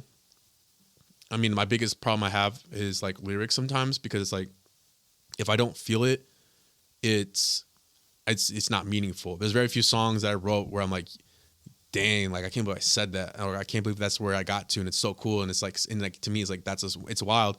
So it's like I have to keep searching for that. But then it's like once in a while I'll remix like a song, and I'll just do my own beat over it, just because like I want to practice, I want to do something, and I learned how to perform that song. Like it's like Bon Iver. I have a song by The Wolves, one of my favorite songs. I had like that song inspired. Like I had a dream that for the first time ever, I heard that. Like it wasn't that song like that. It was me singing it, and it was like first time in my dream I heard sound. It was so vivid, and so then dude, I think it actually happened in this house too. I'm not gonna lie. Dude, there's some good dreams that happen in this house. No, for real. It was some eye opening stuff. And then so then I like remixed. I dedicated this house to dreams, dog. The Dream House. The dream house. Barbie's Dream House. And maybe no. And so Possibly. It'll find its name. There was what's it called? Yeah. So I woke up and I was like, I think I like learned how to play it. It didn't come out the same way, but then it's like he had his own meaning for that song. I made it, and I have my own meaning to that song. That's how it helps me tap in and perform. It's like I use it as like there's 2 songs I have on deck where someone's like, "Yo, I'll give you X. I'll change your life if you perform like one hell of a song." Mm-hmm. Those are my 2 go-tos. Really? Yeah. Like I don't know why I have that in my bag, but it's like I never know. Why not? Why not? Yeah. And like you said, you're reverse engineering. You're tapping back into what they were feeling and thinking when they made it, and you're literally like embodying those vibes. I do my yeah, because you want. I don't know. It's like you want to be able to. It's like a superhero. Anytime you want to be a superhero. Yeah, be a superhero. Where are you going to release this music at? Everywhere. Yeah. Yeah. Just all because you're still using the DSPs and stuff that. Yeah. So Spotify. We're getting into playlists hopefully like this year as well. So I'm excited for that to see because like now it's like because like. What do you mean by play? Like you'll make a playlist, or you'll be in a Spotify playlist? We're gonna try. Like so, there's like I have a friend who's in Chicago, and he's in that realm. Okay. And I just like, hey, like I just reached out to in the group chat in Chicago. I'm like, hey, does anybody have any history with playlists and what's worked, what hasn't? Some people message like, hey, this is what I learned. It's just kind of, but it's also just better to do this, and this. Then it's funny fact or not, this kid we met in Chicago. And he was just hung. Now he's just doing, that's what he does now. And he's like, yo, DM me. So I DM'd him like, yo, what's up? He's like, yo, dude, I want to help, blah, blah, blah. What can I do for you? And I ended up just like talking like, yeah, cool. Like this is what we're trying to do. And he's like, all right, cool. Like I will do this. He sent me a list of all the people he knew, all the things that he was in contact with. Wow. And he goes like, tomorrow I'll submit this song to everything I know. But he's like, also let me know if I'm overstepping because I don't want to do that, but I just want to help. And so we're going to try and maneuver that realm because it's like, I kind of feel like my Instagram is like, it's not that I don't think people don't care about my music. They just see like, oh, it's Abe. Mm-hmm. And then they say, like, oh, he just does music and this is what he's making. So it's not more of like a call to like, hey, listen to the song. They're just there. And I appreciate that. I really appreciate that. So then it's like, okay, cool. I want to then find people who just want the music then so that I can keep just doing this genuinely here and not running it like I could listen to this track. And it's like, right. It's like, that's not. Is that where you kind of digging everything into is Instagram? Or yeah, dude, Instagram is like where I feel comfortable because it's like it's literally like when Instagram came out, that was like where I ended up following I didn't follow everybody, but it's like that's where like all of my high school friendships went, all the people I met in college, like where my life kind of like started consciously taking like its form and shape. That's where it happened with the IG, and it's like. I like the artistic flair with it because I can make a post, I can make a story, I can make a reel, and now I have like an IG group. So it's like I'm just kind of like that's where you're maneuvering. When I make for TikTok, I make for IG first, and then I'll just send it over to TikTok and make it more for TikTok. Or like so I'll put the shorter version on IG. So we're like, hey, this is just the taste, and the longer form on TikTok where I'm like trying to figure out the whole hashtag thing. I don't think it's that hard. It's just being consistent. Yeah. But like, I don't know. Something about my gut's like just not letting me connect with TikTok. Really? Yeah. It's just not popping off like. No, I mean, it is. Don't get me wrong. That's like where everything, I'm trying to think of, I'm forgetting the artist names, but they made it work. Yeah. I was going to say, I've heard, I mean, you watch YouTube videos and everyone has an opinion on YouTube, but they were like, yeah, TikTok's dead. Rap is dead because of TikTok. TikTok killed rap because the lyric heavy, really like intense music does not play well on TikTok. It's these bops, the flash in the pan, the like, I can make this. This is the best song I've ever made. This is the pinnacle of my creation. It's 1 minute long. You know what I mean? He's like, I'm showing my mom my music that I made. Yeah, and it's like, and so you've created the best song of your life, and it's literally 60 seconds, right? But you go back to the artists of the past, the best song they made was 10 minutes long, or 4 minutes, 5 minutes, like where they could really like have a whole storytelling. And on TikTok it's more about the hook and the chorus, and that's it. You know what I mean? The Steve Lacy incident, where it's like they only knew the chorus and then everything else they didn't know. They even know the second half of the song. He literally got upset and I think he walked off. Really? Yeah, that was a big incident in the music industry. Really? Yeah, I didn't know. I wasn't aware of that. Because and it was the main thing, because like, if all these people who are popping off and doing all these things but all they have is a 60-second song, and so then when an artist makes a hit that ends up transcending into TikTok, then it's like they only know the hook because that's the only part that they show in the song, since you're not hitting the full grasp of it. So they don't listen to the full thing. They only So they come to watch him for the hook. That's it. Yeah. Yeah. So you better hope the hook is good, Yeah. or you at least perform one hell of a verse. So then he walked off. He just because he was like, because he's an actual, like, he's a creator, so he's just kind of like, yeah, this is disrespectful. I don't want to deal with this. Yeah, I'm out. Yeah. Peace. Dang, that's crazy. Oh. Yeah. So I hear people. I mean, people are making stuff on TikTok for that, and so that's maybe why your gut's not vibing. Could be. I mean, because because I'm trying to make these flash in the pan.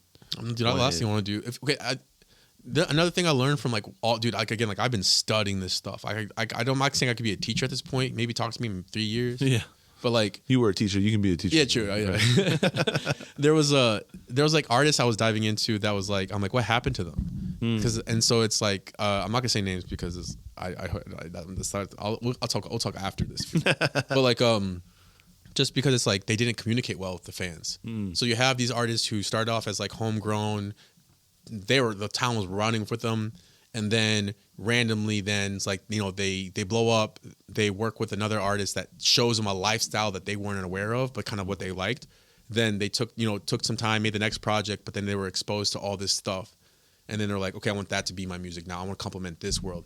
But then, so they didn't communicate it with the fans. So the fans are just expecting another homegrown vibe. Yeah. And then like, yo, swamplands. Yeah. They're like, yo, why are you doing high fashion? Oh, why you have the Bugatti cars and stuff? And it's like, even though it is him, don't get me wrong, I can't knock it. Yeah. It's the fans aren't there. So then it's like the next, that project flops, or that whole chapter of that artist's life kind of flops when we could have helped develop it, but they didn't communicate it, or the team didn't help him communicate it well. Wow. And then you have artists who then like, he changed lanes way too fast. Yeah.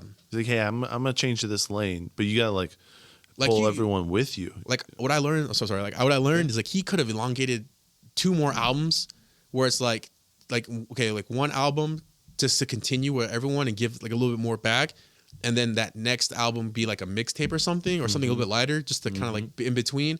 And then during that mixtape, use it as the downtime to start communicating what you're trying to get to. So then from there, then you can start, hey, I'm like high fashion stuff, or hey, work with brands from different types of fashions. Like, okay, I want to work with high end. That's my real thing I want to do. But then what are like the in-betweeners or the smaller ones that can start showing them? So it's like, it's not just a pay to play, it's a more of a spectrum thing. So like for DIYers that want to get into fashion, for those who want to just like, okay, I have a little bit of money and I don't want crazy things, but things that maybe not last, whatever it is, like 100 or 200, and then maybe high end stuff. So it's like, but that's just, again, it's outside looking in, not like when you're in when you're in that midst, it's kind of a little bit harder, because like, what do I do? Because you're not seeing it, you only can see the aftermath. Right.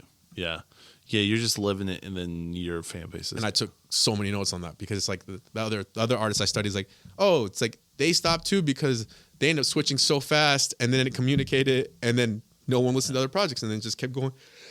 Well, if people are vibing with you because of what you're creating and the way your sound is, and then you totally change that, like, yeah, people will be like, what is this? Where did this come from?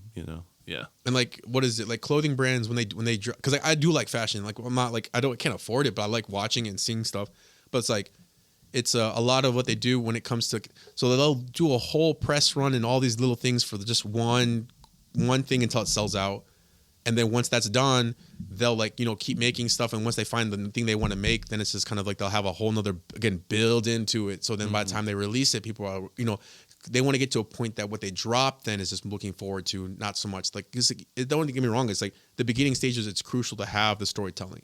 Right. The storytelling is not there, then why do I care about you? Right. So then, but then you want to get to a point where it's like, when you want to get to a point where you can just start dropping. Like, there's an artist, IDK, great example. I've been studying his business model, like from like not the beginning, but towards the beginning to where he's at now. Mm-hmm. He dropped this amazing project called I Was Very Bad. Great storyteller. And then he dropped a mixtape called IDK and Friends. I think it was the second one or first one. I can't recall. So you got that. That was with a project that helped pay for his first ever album. Like he did more. I won't get me wrong. He did albums. I don't know what straight was those ones. But he could drop 20 bands on 20 songs. Yeah. Right. Yeah. And so he did that, and then he dropped like 2 other albums. The third out, like that second, dude, they're all 10 out of 10s. Like this dude puts so much time and effort into these things, and he's like collabed with damn near every artist you think is cool. Like Offset, Young Thug, Sir from TDE, he's with Saba McJenkins. He did the Red Bull stuff. Wow. And so then he dropped this album called F56, like F65. Crazy, bro. I listened to that one time when it first dropped. I'm like, it wasn't hitting. Listen to it again recently when I'm in my little like learner mind. I'm like, this is the craziest album I've ever heard, because he's mixing like jazz, like real jazz, and then like he's not rapping. He's kind of like fitting in the pocket while the song is carrying it. Wow. And then like he's like, and it's like, I don't know, it's crazy. He's like, that album he collaborated with Formula One racers. No way. He collaborated with like a McLaren and stuff. And like, so he did it. And but like the past projects, he wasn't even telling about fashion. He wasn't even talking about this. It's just like we trusted what he, we kind of get. But you saw him start to pivot a little bit. Yeah. And it wasn't like, oh, you're this and then this. Yeah. It's just kind of like you had his homegrown stories told, and then you had the first like legit project he pushed out, which was like, Is He Real? It's spelled like Israel. And then he had the second one was called like You See For Yourself. And then and so forth. So then after he did the F65 project, that was his last, like the end of his deal. So then from there, he paid this, got everything back, got himself really situated right, because he did it business wise. He's teaching classes at Harvard once a year for artists to teach them the business models. Dang. And then now he's fully independent. And so I ran into this cat in Chicago where he's one of the moderators for his one of the moderators. Discord? Yeah. Yeah. And so like I didn't even know. And I'm like, dude, we were just shooting shit. And I'm like, yo, this is the person I'm starting, like, yo, I'm a moderator in his Discord. No way. So he uses Discord as a way to, now everyone who's in that Discord is helping him build his independent career. Because he's like, hey, this is what I'm working on. This is what I'm doing. What could be better? And like, yo, the website could be better by this. Yo, you could try this, whatever it is. And he's like taking notes and actually listening to everybody. Wow. And he goes like, yo, he's like, I appreciate what you're doing, because like, the only way I can make this independent thing work is if I have your back. Community. Yeah. Wow. And so I'm like, dude, that's why I think after watching, I've been sitting in a few meetings with like that's been going on and just listening to stuff. I got to talk to him recently, and it's just like he opened a restaurant. He's like, so he's putting his money into like obviously assets. Yeah. But he's like, in a sense, like he's showing people like, yo, it's possible to do this. But you just got to build correctly, and you got to foster community. Right. And don't chase the things that are quick. Because they flash that for a reason. Right. It's like it's like if you want longevity, it's built in the earlier stages and it's built with time, rather than it's like you can't just pay for a pill that's gonna fix it. Don't get me wrong. There's people in this world who are searching for that. I'm not trying to knock it, but like it keep searching, dog. They've always been looking for the fountain of youth. From like early days, and you won't ever find it. You might, and it's like it's learned. It's again, I think it's like it's from discipline. It's from creating habits, so that then you can venture into what you need to do. Because like the way I kind of see the swamplands is like it's a perfect bubble because I can't say perfect. It's a bubble because it's like it does shelter you from a lot. But if you can figure out who you are here, then it's just kind of like, then it helps. Because say you don't want to figure out who you are. I'm not saying it's a bad thing. Then you can stay here forever. That's fine. Yeah. Maybe at some point you do. But if you can figure out who yourself here, then the world, you can venture into the world. Yeah, and well equipped. Yeah, because you're like, oh, I know my morals. Oh, I know what I'm wanting to do and I don't want to do. Yeah. Whether if you like kind of like just go out there willy nilly, you're gonna do anything and everything. Where it's like, you'll go with where the water takes you. Yeah, it may hit you against a bunch of. I'm trying to set sail, bro. I'm not trying to just like float and like whatever it takes. What's your 5-year plan then, or where do you see yourself in 5 years? What's your like? What do you see the future is? You know what I mean? It doesn't have to be 5 years. It could be 50. It could be 3. I would say 5 years. Right now, let me build into it because I don't really know. The first year right now, I was like, I want to play the numbers game.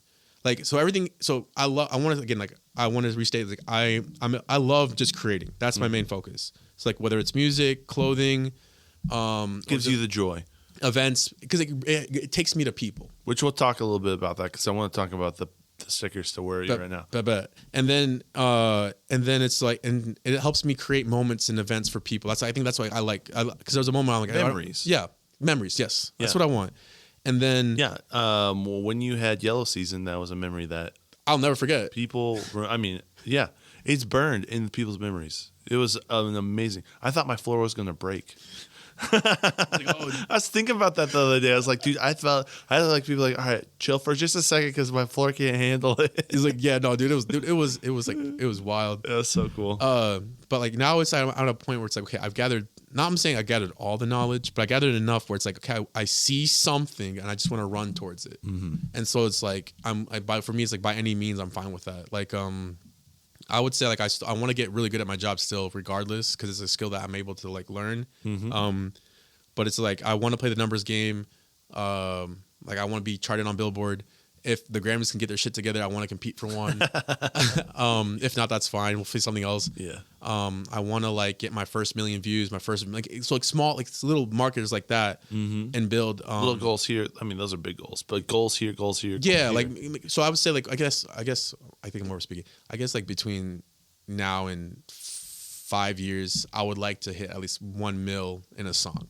I'm not gonna invest my whole life, like in the sense like my life depends on it, but it's like I'm gonna work like it's gonna depend on it, but I want to make sure it's like, you know, at least by then I have my first mil in a song, a first mil at least on a video, and then like I'm able to at least have enough memories with my friends, and then also by the time that 5 years is up, it'll be like the 10-year anniversary for Yellow Season. I would like to do it at the like where it was made, the That Camp Freeze. yeah, and have it be more open for those who want to come and experience it. That'd be fire. That documentary is still good. I have it. Still up there, bro. Yeah, it's such a good documentary. No, it's. I look back and it's like, bro, we were so ignorant, and it's like still young. What was it? It's beautiful.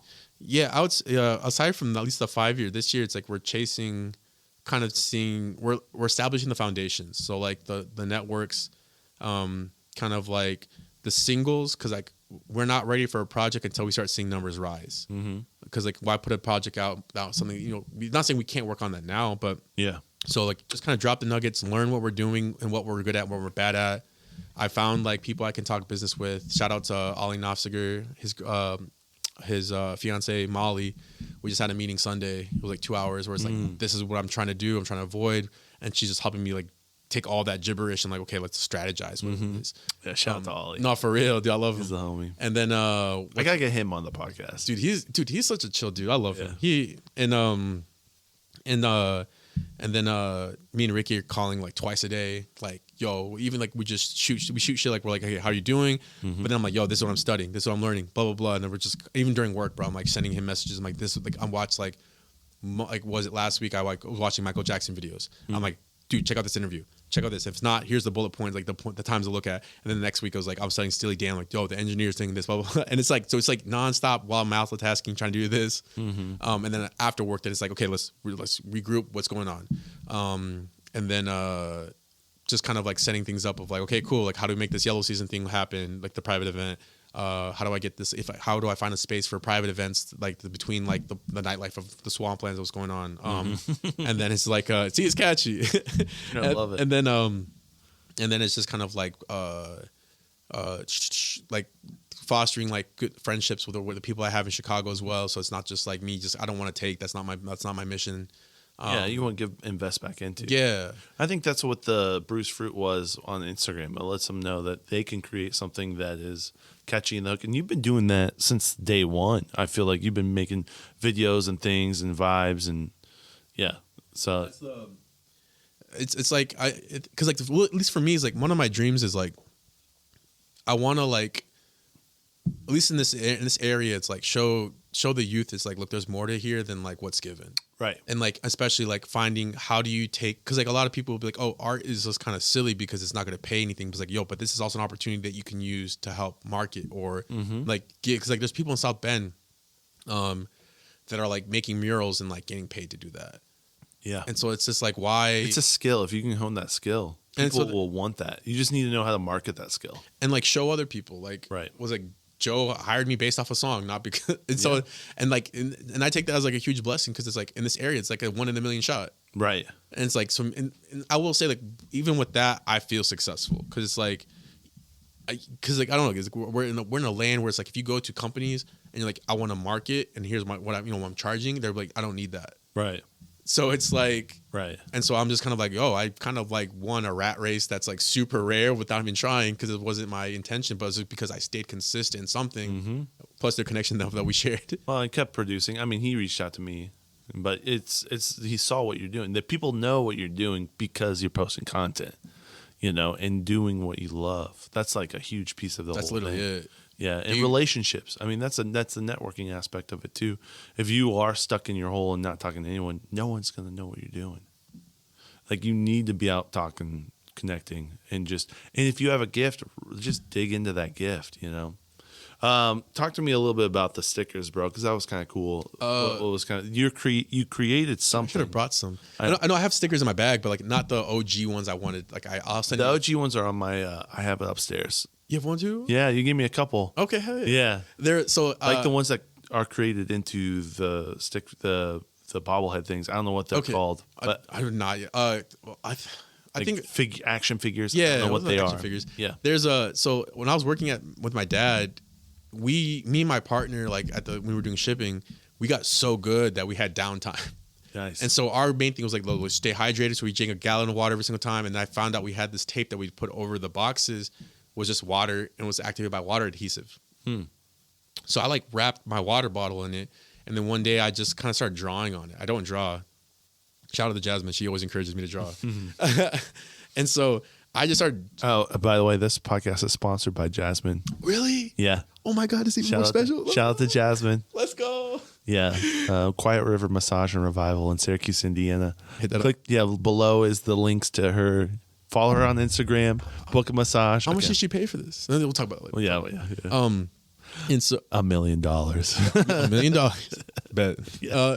There was a so you're drawing on the plastic, okay. Just like a mat. Like, but the thing is, I didn't think. I just turned my brain off because I had to maintain my focus zone. And if I was like, oh, this is ugly, if I created out of that, then it would have not been what I needed to do. So I just like looked at it, stared at it, closed my mind, started scribbling until I saw something and just went with it. Kept drawing this robot, kept drawing this cloud. And I would all around it, I kept saying heavy left, heavy left, heavy left. Because like if you repeat it fast enough, it just sounds like heavy left. It's gone. Like whatever's been holding on your shoulders is gone.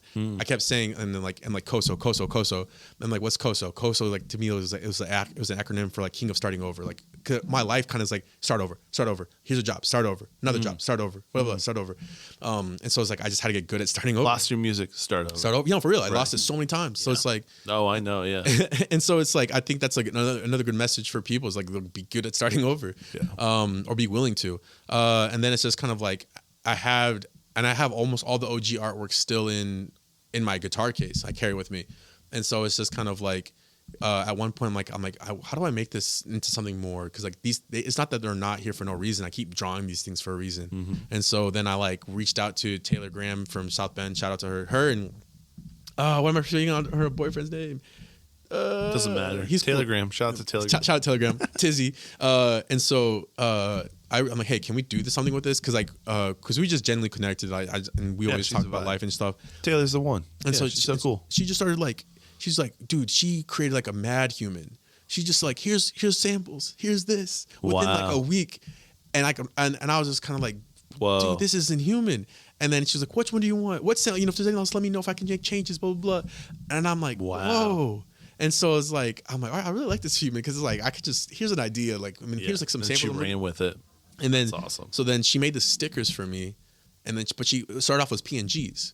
Oh, nice. And then for the PNGs, then I'm like, because like I just wanted something like, and that's sometimes I'll throw them in on my my IG stories for like branding, which I need to do more.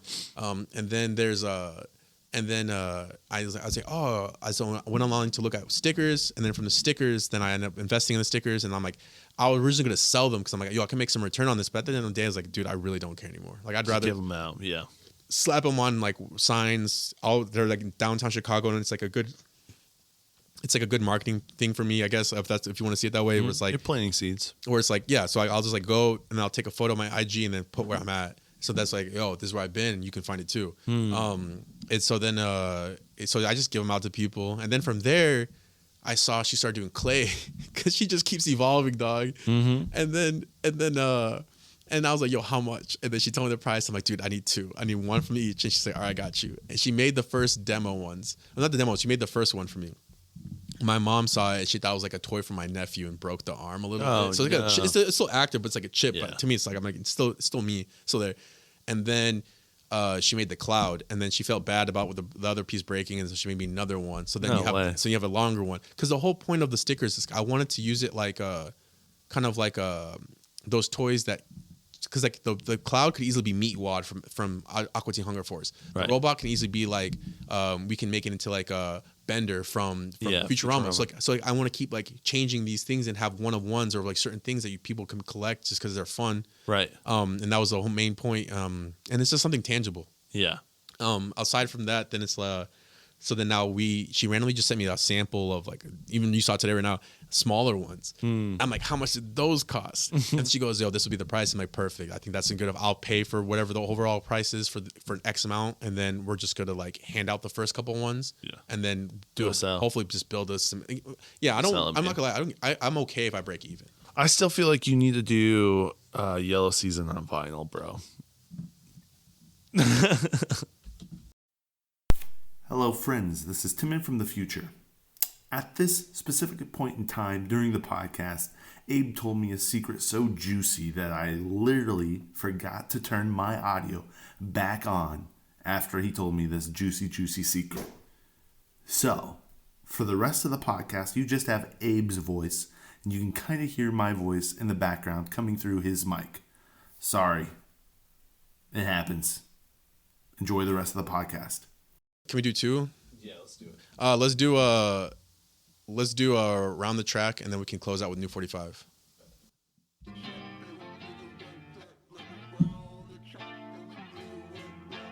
Waiting is for something that we truly never know. I've been open at the source. I've been waiting on it all day.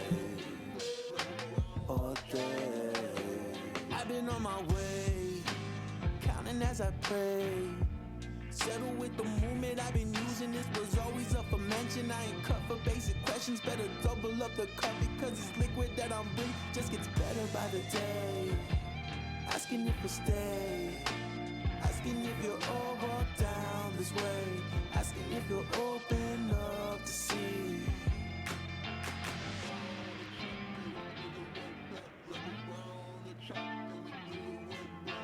Waiting is for something that we truly never know. I've been open at the source. I've been waiting on it all day.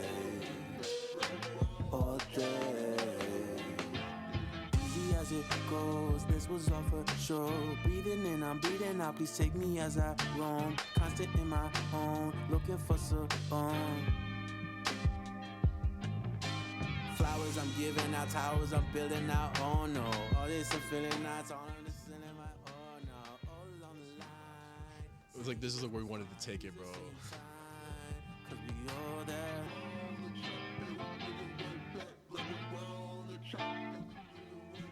We got good. Waiting is for something that we truly never know. I've been open at the source. I've been waiting on it all day. All day.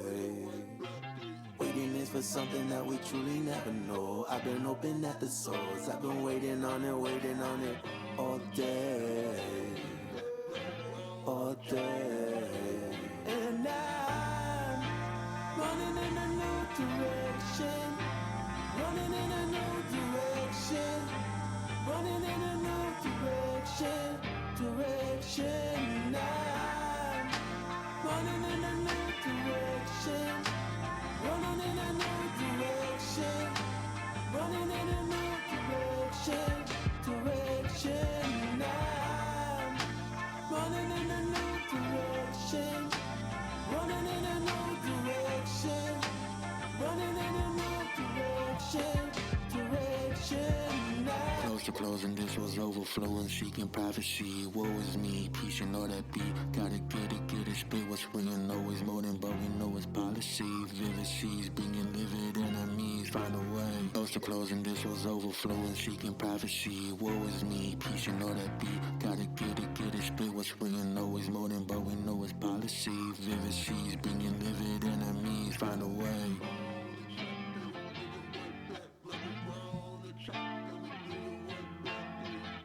And we're back. It was The tears. The funniest thing was that's the first time like that one was all mixed by me, but like I didn't even try. Like I just threw it together because I just wanted to hear it. Yeah. So I was like, Sounds good. yeah, way better than I was. So I was like, For sure, give me Yellow Season vibes. Like 100%. I'm happy with that. Yeah, I'm like, it's like a tickling of a memory in the past. You know, I love that. It's like we got it together. Nah, Yellow Season was so beautiful, bro. Like, seriously. There is rumors that there might be like we're gonna put it back on DSPs obviously, but then where there's a chance that we might re-record it to like bring it up to date. So it's like, hey, this is kind of us now with the same. So you have a little bit of old and then a reissue. Yeah, I love that. Yeah, I miss listening to my. It's on SoundCloud. Yeah. Is it? Okay. Yeah, but like it's like if you don't go there, you don't go there. Yeah. I'm on Spotify. That's where it's at, man. That's where I'm at. I switched the title. Title. Yeah. I still have Spotify. More, don't they? They're Yeah. always paying more. And like they focus on quality. Apple Music has good quality too. But what is it? I invested in Tidal just because I started DJing, and then I just wanted to like hear a little bit better quality. But I kept Spotify because I have an Xbox, and so when I'm like at night and I'm gaming, I just put on music and I'll just game. Love that. Yeah. Me too, dude. I've been last night. I was gaming and I was doing some really difficult gaming tasks. Doing some Mozart, bro. I was like leveling. Last night, Yeah. bro, I threw on like classical music before I went to bed. Yeah, it's beautiful. Dude, it is. I think it's a level of like maturing you have to do to really like not get it, but like Yeah. you appreciate it. Dude, it helps. It really it does unwind things a little bit. Yeah, no, I fuck with that. Yeah. That's fire. Yeah, and then I've read a little bit of Homer's Odyssey. You know. Okay, just for kicks, just for kicks. That was actually really love that. So, dude, that's so cool. I really that was a vibe. I really enjoyed that song. Yeah. I did too. What did it mean to you? Like, why did you create that? What was the idea behind it? So Because it's called. round the track, Yeah, dude. I would say don't take my name so serious because I don't even know. Yeah. Like, cause I have to pull it out from like, I just have to wait to like, cause there's a song I have literally that I paid for to get mixed, and the song's still called Instructions, and there's no instructions in there. I think this is kind of like the start of my growth because like when I made this, I was. This is like me tapping into that. 2 years ago. This was made last week. Okay. This is me tapping into that jam session mindset because like originally when I play, I'm like I just loop my guitar and I leave it. So I started off with this guitar that sounds like it's like wonky and it's like pulling here and there, and then I started like I never solo over myself, and I threw in that one little solo, but I threw in the back, put a lot of reverb in it, and then but it sat perfectly. And then it comes back to that like basic like the round the check and it brings it right back and it's just like something a little bit more like it's like to cleanse your taste buds to go to the next part, and so the next part then comes into like a little bit different, a little bit more because like the way I kind of experience music is kind of like classical music. It's like I like it to keep going, so it's like constantly not too much where it doesn't veer away, but there's something that bring it back. So it's like It's a one common thread through the whole thing. yeah. And it wraps it up perfectly. And it's just kind of like the lyrics kind of felt like more of a testament to me because it was just kind of like it's like waiting is for something that we truly never know. I was open up like hoping I'm hoping that this sows. I've been waiting on it. So it's just kind of like I'm like 5 years now into this game, 12 years total. Or it's just like I'm weighing on it. I'm hoping that everything I'm sowing is this is going to make sense into it. And so it's just kind of like, but it's like it's still not the end of my day. It's not my say so.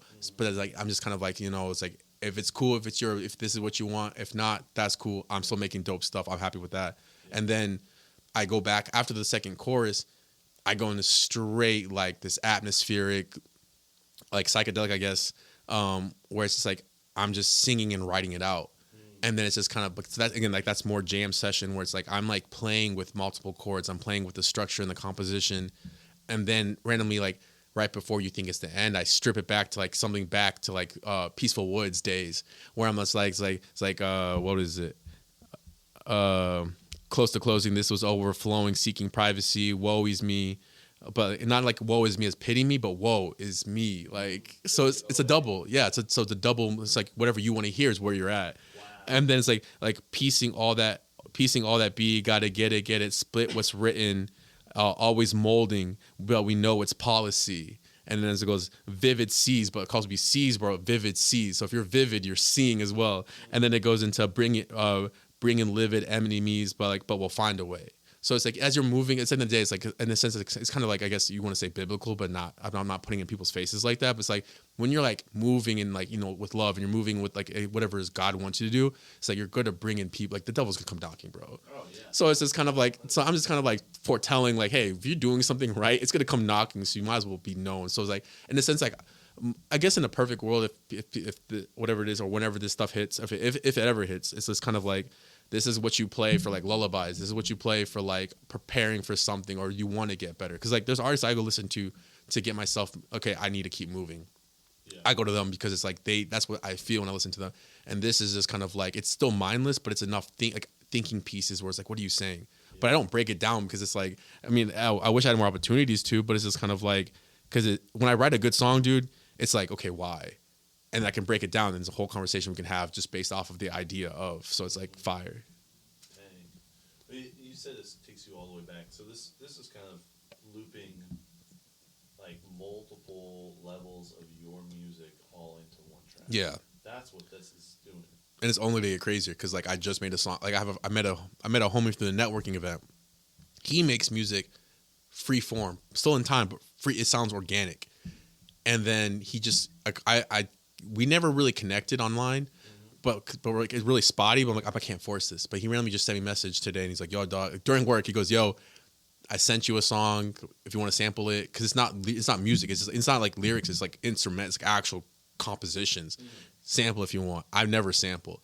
I listened to it. I'm like, dude, this sounds like you're literally in a live session, and it's beautiful. He's playing the strings, like violin. Wow. He's playing the plucks on a ukulele, and like there's kids playing the back, like, you know, it's just atmospheric stuff.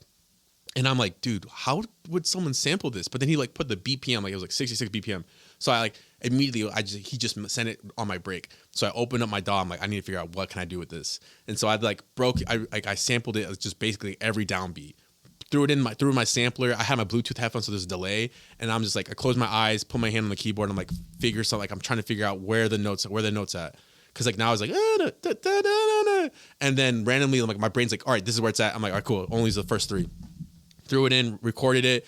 From there, my brain starts hearing like, okay, this is what the 808's gonna do. I'm like, all right, cool. Now I know it's 808. So I threw it like, and now I just can find drums, drag the drums in, put the drums in, grab the 808, know exactly what 808 was gonna be because like I use the same 808 every single time. And then from there, it's like I bump it up 12 octaves so I can hear with the notes first before I lower it down. Put the 808s in, and I'm like, yo, this is really crazy. This is a whole different level of music right now. And then from there, I'm like, okay, now I'm hearing synths. So I'm like, all right, cool. And with the synths, open up the synths. It was the first synth that popped up, and so I'm like, I didn't want to think too much. I just like go. So then from there, I just like threw on a delay, threw on a reverb, threw in a guitar amp, then EQ'd it. Then I'm like, okay, where are the notes? And so I close my eyes. I'm like over there doing that, and all of a sudden, and then like it's like singing right over it. And I don't know why, but like God gifted it the ability to like this. It all slaps, bro. Wow. And it's just like I'm like sitting at work. I'm like, bro, I made this at work, and it's and like it's not. Yeah. And so I sent it to him. Oh yeah, but that's like because it's vulnerability to like to let loose in the sense of like I don't know if you've seen. Oh this needs to be perfect. No, you're just like I'm just gonna create. Yeah, because like what IDK said it best. Someone asked him in the last meeting. He's like, "Yo, how do you write your music or what inspires you?" He was like, "To be honest with you, I don't think anymore. Like I let my subconscious do it because my subconscious can think faster than I can." So I was like, dude, that makes sense. That's why Buddy Pierce is because like you got to feel it out. Like there's already the layers are there. So why not just figure out how to write it? The reps so many times you can just yeah. Dang, dude. It's weird, dude. I'm not gonna lie. I look like a madman, but it's like to me, it's like it's so love. No, bro. There's calls I call Ricky. I'm like, dude, I feel so insane for how in depth I'm going into this research, and he goes like, yeah, but that's just kind of how it is. And I'm like, yeah, but it's like, have you seen the most famous artist ever? He's who is it? Oh, true. Dude, I was watching straight up insane. Like he's like so insane. I wouldn't knock it because like when I was like studying Michael Jackson, it was like that was this like he wasn't proficient at any instrument, but he just knew the ideas. But that just helps me feel comfortable. Like, okay, I don't need to know. like, because when I did the jam session the first time, it was like a few of us here. It was me, the Noah, shout out Noah again. He was playing the Waltzler piano. We had a trumpet player girl who was in the corner. Then we had the drummer, and then we had the bassist, and then me, and then a lead guitar player.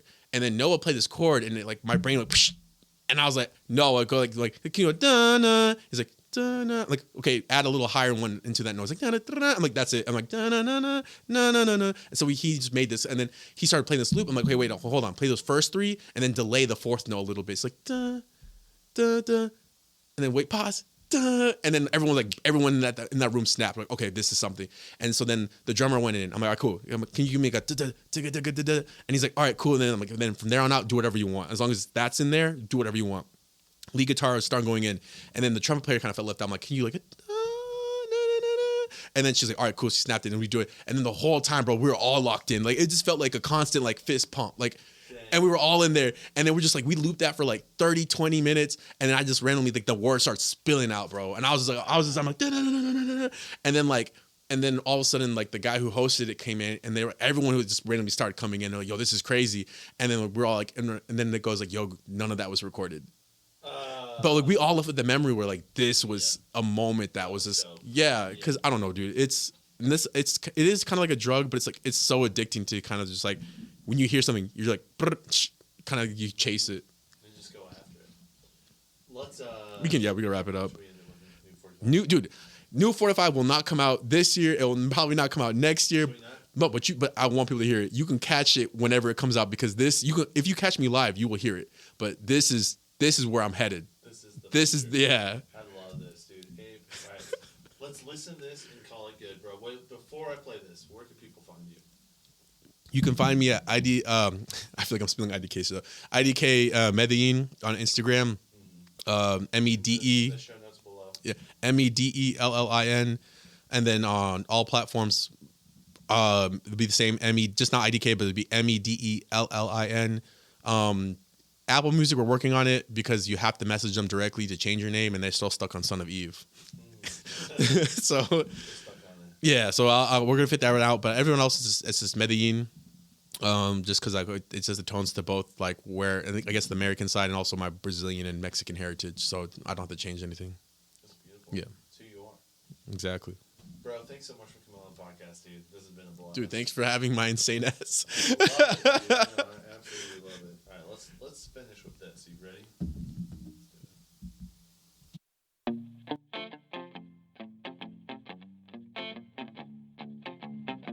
Everyone is changing. Oh Lord, why can't I? Everyone is chasing. Let me all take some time. Gentlemen embracing for all that show signs. Come